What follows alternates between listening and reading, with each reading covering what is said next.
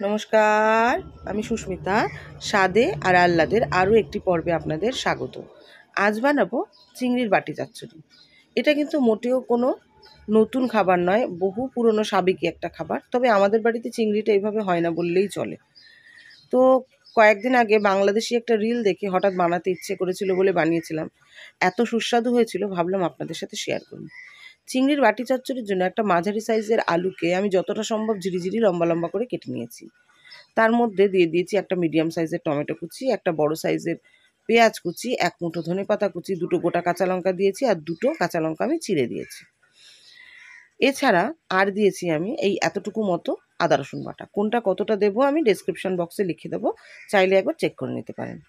এরপর দিয়ে দিয়েছি চিংড়িগুলো। দেখুন আমি মাঝারি সাইজের চিংড়ি নিয়েছিলাম।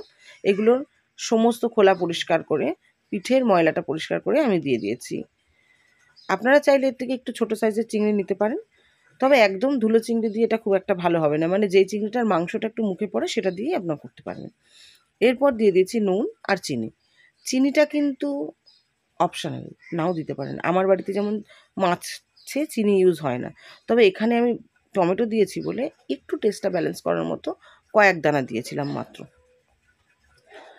এরপরে এর মধ্যে আমি দিয়ে দেবো রেগুলারের মশলাগুলো, যেমন হলুদ গুঁড়ো, লঙ্কার গুঁড়ো, জিরের গুঁড়ো, ধনের গুঁড়ো আর সামান্য একটু গরম মশলার গুঁড়ো।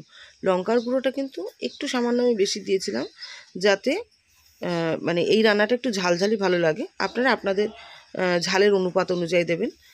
আর গরম মশলাটা আমার বাড়িতে তৈরি করা শাহি গরম মশলা, তো ওটা খুব কম পরিমাণে লাগে, খেতে ভীষণ ভালো হয়, সুগন্ধ ওঠে খাবারের থেকে, খুব সুন্দর। তো ওটার রেসিপি যদি আপনারা দেখতে চান তো কমেন্ট করবেন, আমি অবশ্যই সেটা জানাবো। এরপরে এর মধ্যে দিয়ে দিয়েছিলাম বেশ খানিকটা সর্ষের তেল। সর্ষের তেল দিয়ে এটাকে ভালো করে সুন্দর করে মেখে নিতে হবে। অবশ্যই হাতটা কিন্তু তার আগে ভালো করে পরিষ্কার করে স্যানিটাইজ করে নেবেন। এরপরে এই যে মানে মিশ্রণটাকে আমি মেখে নেব, এটা খেয়াল রাখবেন চিংড়িটা যাতে ভেঙে না যায়, তবে পেঁয়াজটা একটু গলে গিয়ে যাতে জল বেরোয়। এরপর এর মধ্যে আমি জল দিয়ে দেবো, মশলাটা ধুয়ে, হাতের মশলাটা ধুয়ে জল দিয়ে দেবো, দিয়ে ব্যাস। এরপর আর এই রান্নাটার কোনো ঝামেলা নেই। মানে এই কাটাকাটি করতেই আপনার যেটুকু সময়, মোটামুটি মিনিট 15-20-র মধ্যে রান্নাটা রেডি। ভাত রুটি সবের সাথেই অসাধারণ লাগে খেতে। এভাবে তো দেখে বুঝতে পারবেন না, একবার আমি অনুরোধ করব বাড়িতে বানিয়ে দেখবেন, আপনাদের অবশ্যই ভালো লাগবে, স্বাদ গন্ধ অবশ্যই ভালো লাগবে।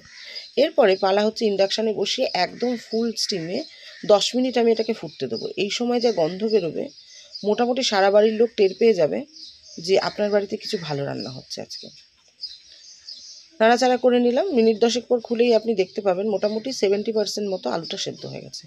এইবার কিন্তু আর ঢাকা চাপা দিয়ে নয়, খুলেই রান্নাটা করতে হবে। যেটা বললাম যে এই সময় এত সুন্দর গন্ধ বেরোবে, সবাই বুঝতে পারবে ভালো কিছু রান্না হচ্ছে। একটু শুকিয়ে গামাখা করেই নামিয়ে নেবেন। ভিডিওটা ভালো লাগলে লাইক, শেয়ার ও কমেন্ট করার অনুরোধ রইল। আর এখনও সাবস্ক্রাইব না করলে সাবস্ক্রাইব করারও